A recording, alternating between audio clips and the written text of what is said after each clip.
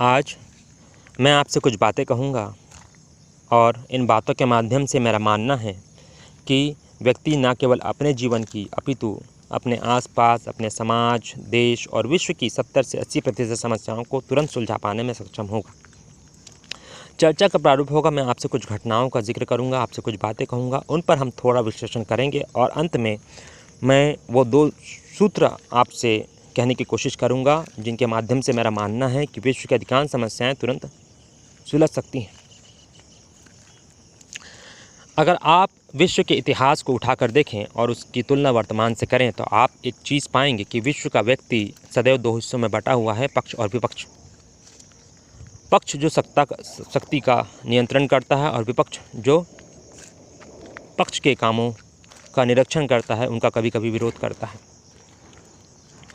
और आज के परिवेश को अगर आप देखें तो पिछले कुछ सालों से हम निरंतर जन आंदोलन देख रहे हैं। जनता किसी बात के विरोध से सरकार के विपक्ष में खड़ी हुई है। वह अपनी मांगों को लेकर, अपने किसी कारण को लेकर सरकार का विरोध कर रही है और सरकार उनका नियंत्रण करने की कोशिश कर रही है किसी न किसी तरह से स्थिति को सामान्य बनाए रखने के लिए, और यह बात हमेशा चलती रहती है। अब हम उस सामाजिक व्यवस्था से हटकर हम व्यक्तिगत स्तर पर आते हैं। आप यदि स्वयं को देखते हैं तो किसी काम को आप करने के लिए कौन सी 2 चीज़ें अत्यंत आवश्यक मानते हैं? व्यक्ति के किसी भी काम को करने के लिए 2 चीज़ों की आवश्यकता होती है, एक उसका शरीर, दूसरा उसका मस्तिष्क, उसकी सोचने की क्षमता। यदि व्यक्ति सोच रहा है कि वह कुछ करना चाहता है और केवल वह विचार में है किंतु उसका शरीर सक्षम नहीं है तो वह उस काम को पूरा नहीं कर पाएगा। जैसे व्यक्ति सोचता है कि वह आज 5 किलोमीटर चलना चाहता है किंतु उसके शरीर में चलने की क्षमता 1 किलोमीटर की भी नहीं है तो वह 5 किलोमीटर नहीं चल पाएगा। उसी तरह से व्यक्ति के अंदर एक क्षमता है, शरीर उसका स्वस्थ है किंतु उसके मस्तिष्क में यह विचार नहीं है कि उसे कोई काम करना है तो वह उस काम को नहीं कर पाएगा। तो हम इसे इस तरह से सारांशित कर सकते हैं कि किसी काम को करने के लिए हमें एक व्यक्ति के स्वस्थ शरीर और स्वस्थ मस्तिष्क की आवश्यकता होती है। अब हम शारीरिक स्वास्थ्य के बारे में जानते हैं कि जिस तरह का भोजन हम करते हैं, जिस तरह की जलवायु में हम रहते हैं, जिस तरह से हम विश्राम करते हैं, श्रम करते हैं, इन सब से हमारे शरीर का निर्माण होता है। यह हो गया पहला स्तर। दूसरा स्तर होता है मस्तिष्क, और मैं मानता हूँ कि शरीर के स्वास्थ्य के साथ साथ अत्यंत महत्वपूर्ण कोई चीज़ है तो वह हमारा मस्तिष्क है, हमारे सोचने, हमारे विचारों की शक्ति। हम कैसे विचार रखते हैं, हम कैसा सोचते हैं। अब अगर हम अपनी आज के विचारों को देखें तो हमारे विचार किस तरह से निर्मित हुए हैं, हम क्या सोचते हैं, हम दिन भर क्या सोचते हैं, हम किस बारे में विचार करते हैं, हमारे जीवन की प्रेरणा क्या है, हम जीवन में क्या पाना चाहते हैं, इन चीज़ों के बारे में अगर आप सोचें तो आप पाएंगे कि ये विचार कहाँ से आए हैं। आज के समाज में जो एक कृत्रिम वातावरण में प्रकृति से दूर रह रहा है, उसका मस्तिष्क पूरी तरह कृत्रिम हो चला है। अगर मैं आज के प्रमुख मनोरंजन के साधनों की बात करूं तो उसमें है टेलीविज़न और इंटरनेट। तो जब टेलीविज़न का आविष्कार हुआ था तो टेलीविज़न के आविष्कार करने वाले वैज्ञानिक को एक निर्देश दिया गया था कि हमें एक ऐसी मशीन का निर्माण करना है जिससे कि मनुष्य के मस्तिष्क को नियंत्रित किया जा सके। और आज मैं पाता हूं कि व्यक्ति का मस्तिष्क पूरी तरह से कहीं ना कहीं पर इन चीज़ों के नियंत्रण में है। आप विश्व में हो रही घटनाओं से बिना प्रभावित हुए नहीं रह सकते। विश्व में कहीं भी कोई घटनाएं होती हैं, उसका प्रस्तुतिकरण जिस तरह से होता है, समाचार माध्यमों के माध्यम से, टेलीविज़न के माध्यम से, जिस तरह का मनोरंजन आप लेते हैं, जिस तरह की फिल्में आप देखते हैं, कहीं ना कहीं आपका चित्त उस तरह से परिवर्तित होने लगता है। और यही हो रहा है कि व्यक्ति विचार तो कर रहा है किंतु वह विचार उसके स्वयं के नहीं हैं। और जो व्यक्ति सत्ता में आना चाहता है या फिर जो व्यक्ति विपक्ष में है, दोनों ही आपके विचारों को प्रभावित करने में पूरी तरह सक्षम है इन माध्यमों का उपयोग करके। अब मैं एक बात कहता हूँ कि ये जनता जो विरोध कर रही है या फिर जनता किसी पक्ष को सत्ता पक्ष बनाने की चेष्टा कर रही है, क्यों कर रही है?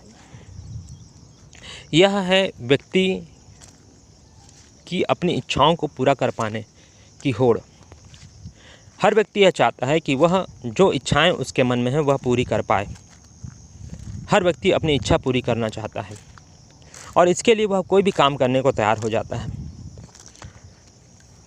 और अंततः अगर इसको देखें तो यह व्यक्ति की इच्छाएं उसका कहीं ना कहीं पर धन पर, भूमि पर, शक्ति पर और प्रकृति पर नियंत्रण करने की होड़ है।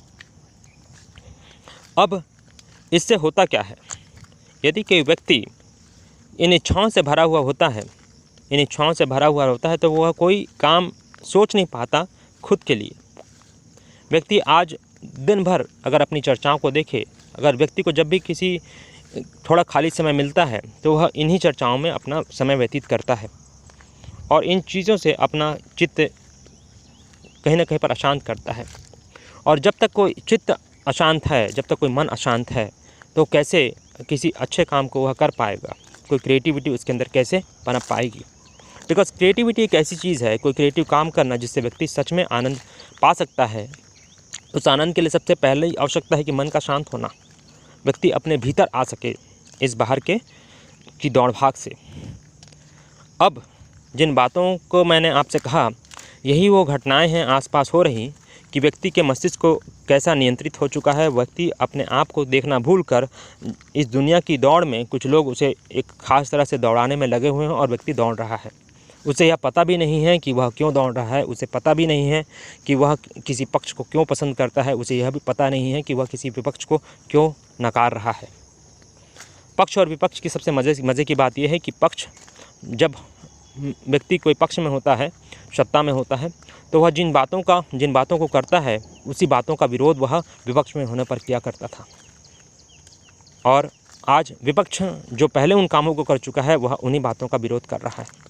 तो यह एक ऐसी प्रक्रिया मैं समझ पाता हूँ कि जो कभी ख़त्म नहीं होने वाली है, ये चलते रहेगी। परंतु यदि मैं व्यक्ति के चित्त की बात करूँ, व्यक्ति के सुधार की बात करूँ, तो यहाँ पर कहीं ना कहीं पर व्यक्ति आज जिस तरह से कृत्रिम वातावरण से घिरा हुआ है, उसका मस्तिष्क बाहर से नियंत्रित है। तो उस व्यक्ति के मस्तिष्क में सुधार आंतरिक रूप से कर पाना, उसे पूरी तरह से इस बाहर के नियंत्रण से निकाल पाना असंभव है। किंतु यदि हम बाहर के वातावरण को ही थोड़ा परिवर्तित कर दें, यदि हम बाहर के व्यवहार में ही कुछ परिवर्तन कर दें, तो व्यक्ति के मन को कहीं ना कहीं पर शांत किया जा सकता है। व्यक्ति अगर अपनी अंतिम इच्छा के बारे में सोचे, व्यक्ति जो भी विश्व में काम कर रहा है, व्यक्ति खाना खाता है, व्यक्ति सोता है, व्यक्ति जागता है, व्यक्ति जो भी दुनिया के काम करता है, क्यों करता है, अंततः व्यक्ति की इच्छा क्या है? व्यक्ति की अंतिम इच्छा है शांति। व्यक्ति शांत होना चाहता है। व्यक्ति नाचता है, व्यक्ति गाता है, व्यक्ति कुछ भी काम करता है, कोई भी काम करता है, वो क्यों करता है? वो शांति के लिए करता है। तो व्यक्ति के चित्त को कैसे शांत किया जाए? तो व्यक्ति के चित्त को शांत करने के लिए कहीं ना कहीं पर मैं मानता हूँ कि व्यक्ति के भीतर, व्यक्ति के अंदर या व्यक्तियों के बीच में जो असमानताएं हैं उसे कम किया जा सकता है। आज को व्यक्ति कुछ पाने के लिए लड़ रहा है और व्यक्ति कुछ बचाने के लिए प्रयास कर रहा है। ये क्यों है? क्योंकि किसी व्यक्ति ने अपनी आवश्यकता से बहुत अधिक जमा कर लिया है और किसी व्यक्ति को अपनी आवश्यकता की पूर्ति कैसे वह करे यह भी मालूम नहीं है। विश्व में एक अजीब सी असमानता निर्मित हो गई है और एक ऐसी असमानता है कि जो व्यक्ति एक बार धन का नियंत्रण अपने हाथों में ले चुका है, वह निरंतर अपने धन को बढ़ाए चला है, और व्यक्ति जो कहीं ना कहीं पर अपने के धन पर अपना नियंत्रण करने से चूक गया था, वह धन से उतना ही दूर होता जा रहा है, शक्ति से उतना ही दूर होता जा रहा है। तो इस विश्व को कैसे शांति की ओर प्रविष्ट किया जाए, उसके लिए मेरे विचार से 2 सूत्र बहुत कारगर हो सकते हैं। पहला सूत्र है, यदि एक व्यक्ति इस बारे में विचार करने लगे कि वह अपनी आवश्यकता से अधिक संचय नहीं करेगा, और दूसरा व्यक्ति इस बारे में का प्रण ले कि वह अपनी आवश्यकता के लिए पर्याप्त श्रम करेगा, अपनी आवश्यकता को स्वयं पूरा करेगा, तो यह एक पहली बात है जिसके माध्यम से कहीं ना कहीं पर एक आर्थिक और सामाजिक समानता का निर्माण हो सकेगा। व्यक्ति में यह विचार प्रविष्ट होना चाहिए कि व्यक्ति यह मान ले कि मैं अपनी आवश्यकता से अधिक संचय नहीं करूंगा। यदि मुझे आवश्यकता से अधिक काम करने की मेरे अंदर क्षमता है तो वह काम मैं करूंगा, वो धन का सृजन करूंगा, लेकिन उस धन का मैं संचय उस मात्रा में नहीं करूंगा जिस मात्रा में आज करता हूं। विश्व की प्रतियोगिता कहीं ना कहीं पर थोड़ा विराम का रूप लेगी। और यहीं पर दूसरा व्यक्ति जो कि श्रम ही नहीं करता है, जो अपनी आवश्यकताओं के लिए दूसरे पर निर्भर, तो वह यह प्रण ले कि मैं कहीं ना कहीं पर अपनी आवश्यकताओं के लिए स्वयं श्रम करना सीखूंगा, मैं किसी पर आश्रित नहीं रहूँगा। अब यह एक ऐसा आदर्श विचार लगता है जिसको वास्तविक रूप से देख पाना असंभव सा प्रतीत होता है आज की समाज व्यवस्था के अनुसार।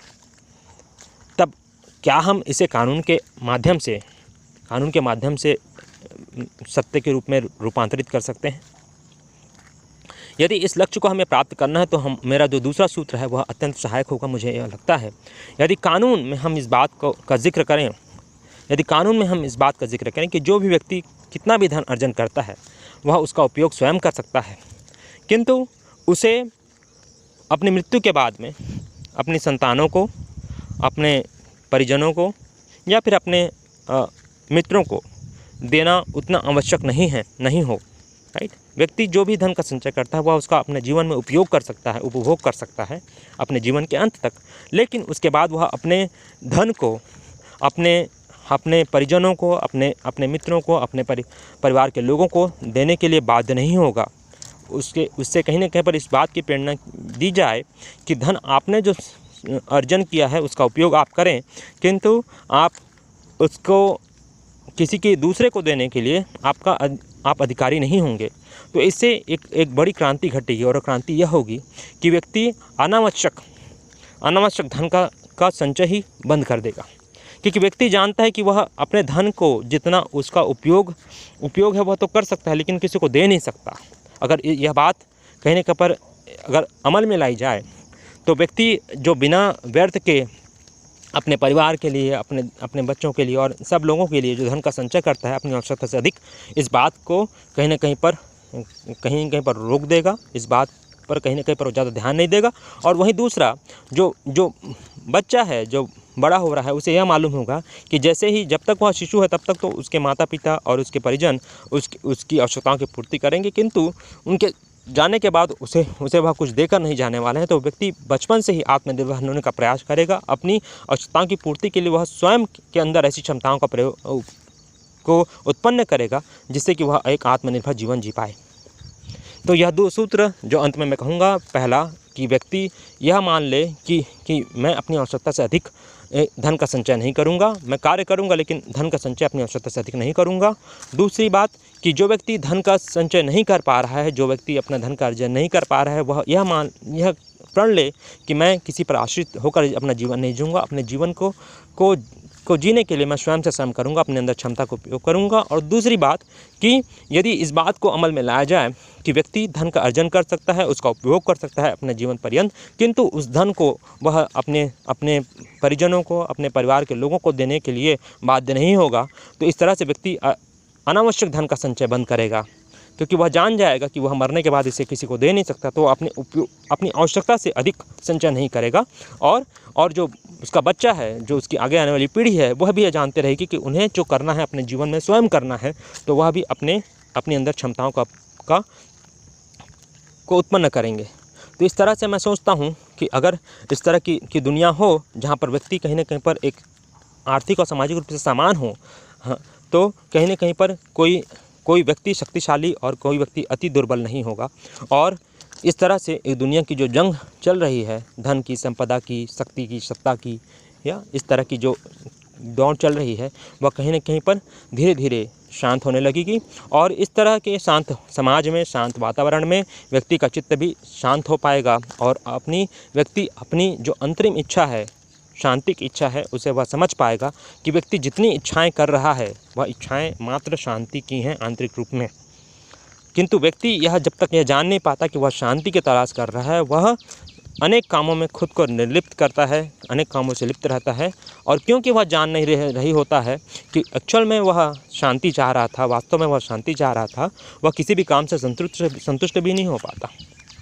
तो मैं मानता हूँ कि आप मेरे इन दो बातों पर विचार करें और आप ये सोचें कि यह दो बातें कितनी सार्थक हो सकती हैं विश्व के, समाज की और अपने देश की समस्याओं को सुलझा पाने में, और मनुष्य के मन को शांत कर पाने में, उसके जीवन को आनंद से भर पाने में। तो इन बातों पर विचार करिएगा। मैं अपनी वाणी को विराम देता हूँ। धन्यवाद।